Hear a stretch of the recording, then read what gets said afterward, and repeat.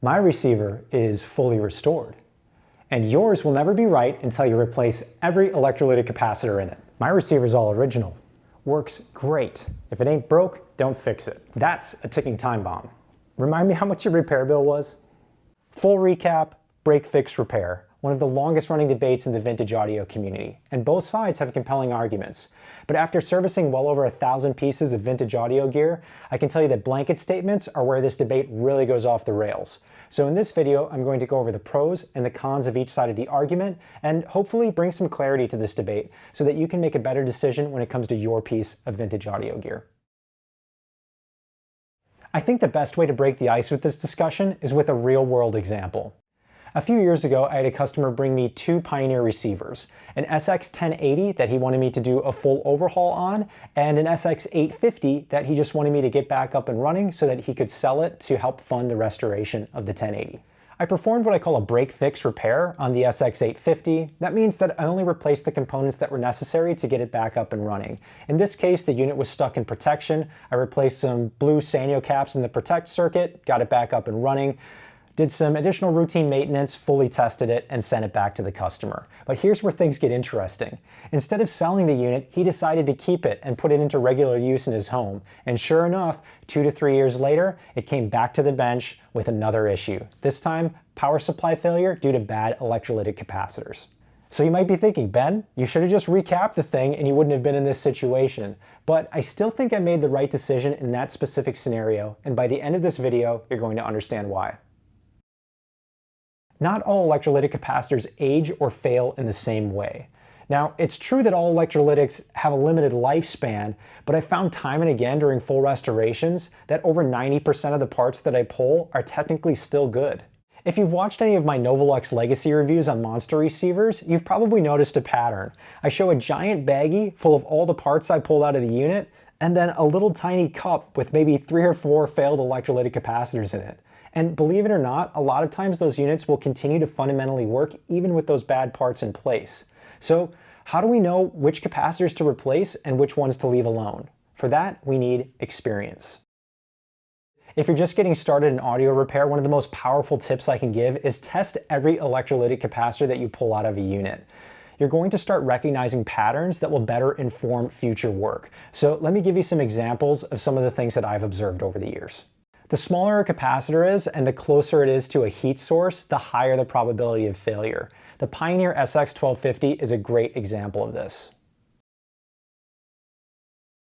I work on so many SX1250s that I built a dedicated test jig out of a parts unit for verifying these vertical cards.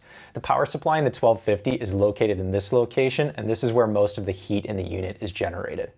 Here's an SX1250 power supply board in original condition, and if we look at the capacitors here, you can see the shrinkage of the wrappers. That indicates exposure to high heat.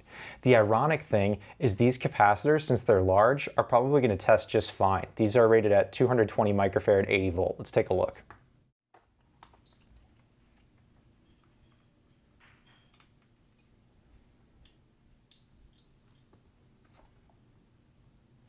Looks fine. Let's try the other one.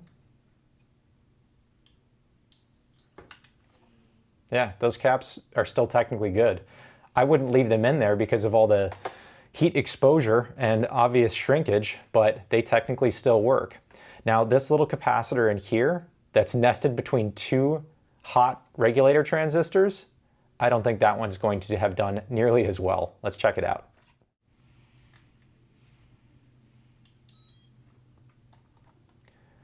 No good.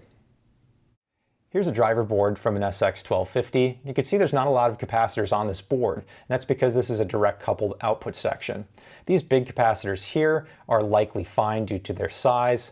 These ones usually develop a little bit of ESR, but they don't cause the circuit to stop working. The real offender on this board is actually this little tiny blue tantalum capacitor here.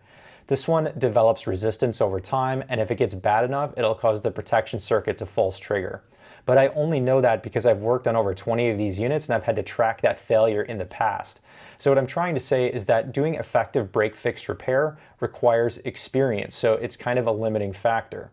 While we're on the topic of the SX1250, rebuilding the power supply and the power amplifier section in general is usually required if you want your unit to be stable for the long term.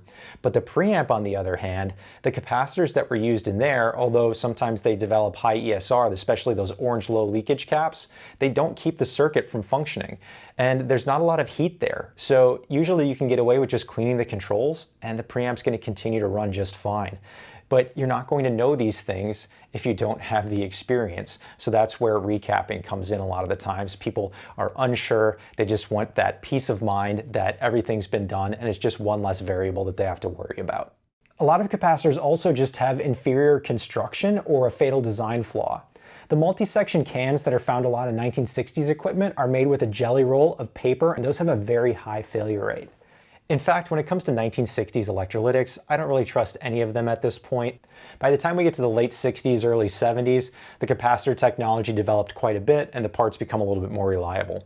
Once we get into the late 70s, 80s, we start to see a lot of capacitors that just have poor construction and just fail over time. That's going to be the blue Sanyo caps seen in the later Pioneer devices. Those turn into resistors. You'll have the purple caps in Yamaha. In Macintosh, Levinson, Krell, you'll find these brown ROE caps or Roderstein caps. They have a Bakelite case, and once that Bakelite cracks, the electrolyte leaks out and becomes crusty on the outside. Those caps always test bad. I don't even test them anymore. I just pull them out and replace them. Now you might be thinking at this point, if there's so many failure modes and so many replace on-site capacitors, why don't I just replace all of the electrolytics and be done with it? Well, there's a few other variables that we need to consider. If you test capacitors as you pull them out for replacement, you're probably going to notice that a lot of them will test closer to value and lower in ESR than the parts that you're about to put in their place. And going along with that, we don't know the exact lifespan of a lot of these new capacitors that we're putting into units. If they haven't been sourced from a reputable vendor and manufacturer, you could be putting an inferior part in your unit and doing that 20 or 30 times over. Bulk recapping can also increase the probability of unintentional damage. Imagine we have a unit that's got one bad capacitor in a single board. If we flip that board down, replace the bad part, and put it back, it's minimally invasive. But if you want to do a whole recap on that board and it's still connected inside of the unit while you're working, you could be flipping that back 20, 30 times as you're replacing all of the capacitors. And now every one of those electronic connections has been weakened. And if one of those breaks while you're working on it, you don't notice it, you can put the entire thing back together, and when you fire it up, one of the features is non-functional, and then you have to go track it down. Another thing that can happen is if you're not experienced with soldering and desoldering yet, you can end up causing irreparable damage to the traces and pads. So if some capacitors are completely fine to stay, but others should absolutely be replaced, maybe doing a full recap is the best way to cover our bases. But that adds additional cost and increases the probability of board damage and mistakes. So how do we choose? I'm going to review a table showing the pros and cons of each repair philosophy, and along the way I'll mark the positive aspects in green. This table is arranged with break fix repair on the left and full recap on the right. So let's start with the first entry. Break fix repair is relatively inexpensive, while full recaps are almost always expensive. You're dealing with more parts costs, and if you're paying somebody else to do it, it's a lot more labor cost as well. So in this case, we're going to mark this one for break fix repair. Next up, break fix repair is minimally invasive, while full recaps cause more stress on the traces, pads, and wiring. So we'll chalk that up again on the break fix repair side. Break fix repair is easy to backtrack, but what do I mean by that? If we are troubleshooting an issue and we replace one suspect capacitor, if we put that part in backwards or forget to solder an adjacent solder joint or something, if we power it on and something's not working, we know exactly where we were and we can go back and inspect the work. If you end up doing a full recap on a unit, especially if you're not testing in between boards, if you power the thing up and it's not working properly anymore, it's a much harder task to go back and figure out what you did wrong. So break fix repair gets the positive green in this case again. Doing break fix repair can help you learn patterns over time and build experience. When you're doing a full recap, you might fix an issue, but you won't know exactly which cap caused the issue and what circuit it was in. So when you're doing a full recap, there's just a lot of information that you miss out on. So again, that gives us green to break, fix, repair. Break, fix, repair takes experience to do successfully. You need quite a bit of background knowledge to know where to even look and which capacitors tend to fail in the first place. When you're doing a full recap, you don't need as much of that background knowledge, and you may actually be able to fix a stubborn issue that would be very hard to trace if you're doing break, fix, repair. So in this case, I'm going to give the green to the full recap side. A break, fix, repair might leave behind parts that are going to fail in the near future. When we do a full recap, you're starting from a clean slate, assuming you used good quality parts.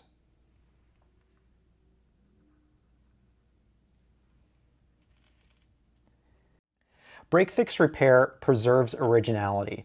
And this can be important if you're dealing with a highly collectible piece, or you're dealing with a component that people say has a magic sound. If you change the original parts, it's going to ruin the sonic character of the unit. That's where preserving originality might come into play. On the other side, when you do a full recap with fresh parts, you're probably going to be closer to the original specification as the device was designed, because you're not dealing with old drifted parts that are starting to fail. So in this one, I'm going to give the green to both sides. They both have strong advantages.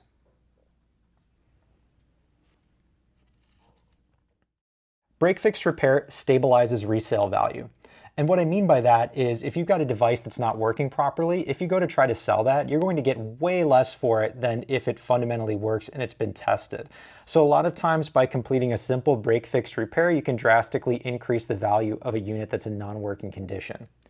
Full recaps, this can kind of go both ways. This is why I put may increase resale value if done properly. Sometimes doing a full recap hurts the value of a unit. There's other times where the difference between a serviced piece and a restored piece or fully recapped piece is in the thousands of dollars. So in this case, I'm going to give the green to both again. They both have clear advantages. Okay, that completes the table. Let's see if we can draw any conclusions. First, let's look at the negatives of each. When we're dealing with break, fix, repair, it has a barrier to entry. You really need quite a bit of experience to be successful with this method. It also can leave parts behind that may soon fail, and that's the exact example we saw with the SX850 repair that I showed at the beginning of the video. The negative sides of doing a full recap are that it's going to be more expensive, parts and labor-wise. You can cause more stress to the traces, pads, and wiring, especially if you don't have a lot of soldering experience. It's going to increase the risk of mistakes because there's just more parts being replaced. And you don't learn as much because you're not replacing one part at a time and doing A/B testing. You just gain a lot less information while you're doing the work. So with all those negatives in mind, when might a full recap be appropriate? If you are troubleshooting a circuit with the conventional break, fix, repair method and you're really stuck, you're at your wit's end, doing what we call a capacitor shotgun replacement might be in order as a last resort to fix a stubborn issue. If you just want some peace of mind knowing that all of the parts are new, starting from a clean slate can be valuable.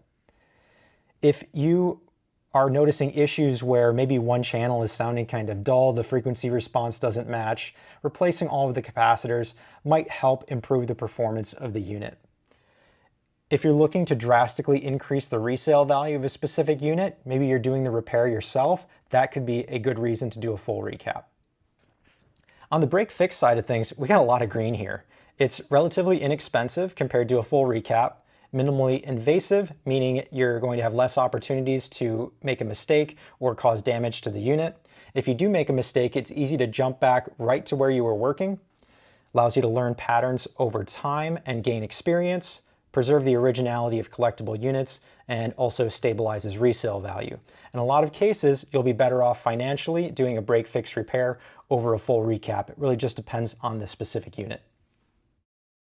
It may seem like I'm more of an advocate for the break, fix, repair philosophy.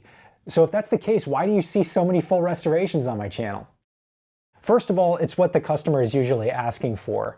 I have a very long backlog, so if a customer has been waiting in line for 6 months up to a year to get in, they're not going to want me to just replace a couple of parts. They want the whole thing gone through. So that's usually why I end up doing the full restorations.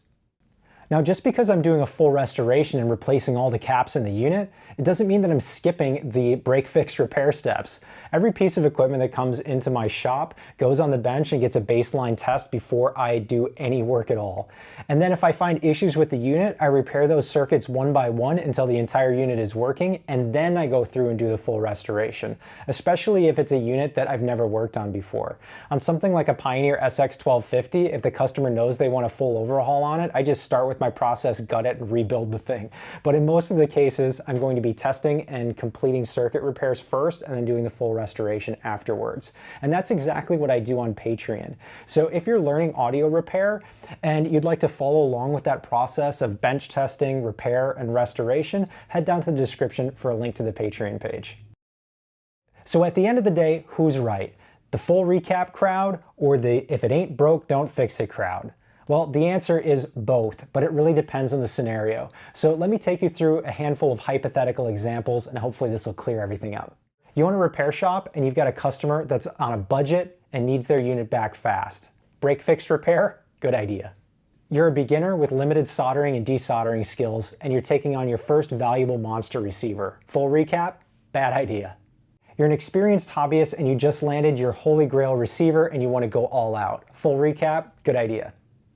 The left channel of your integrated amp starts dropping out. Whenever you smack the top of the unit, it comes right back. Full recap? Bad idea. That's probably a relay issue. You own a repair shop, you've got a customer with a decent budget, and they want their unit to run reliably for years. Full recap? Good idea. You just landed a $300 receiver for $20 on Facebook Marketplace. You want to get it back up and running so that you can flip it and make a profit. Full recap? Bad idea. You're a museum curator preparing an exhibit of 1960s Marantz equipment. You'd like the devices to fundamentally work for demonstration, but you also want the insides to look original for when you put them on display. Break, fix, repair? Good idea. Listening to a stranger in a Facebook group claiming there's a universal right and wrong way to do things? Bad idea. I hope this brings some clarity to the debate, and the next time this comes up, you can better justify your position based on your current skill level, your budget, and the specific piece that you're working on. And if someone tells you you're wrong, send them a link to this video. I look forward to seeing them in the comments. Thanks for stopping by. We'll catch you on the next one.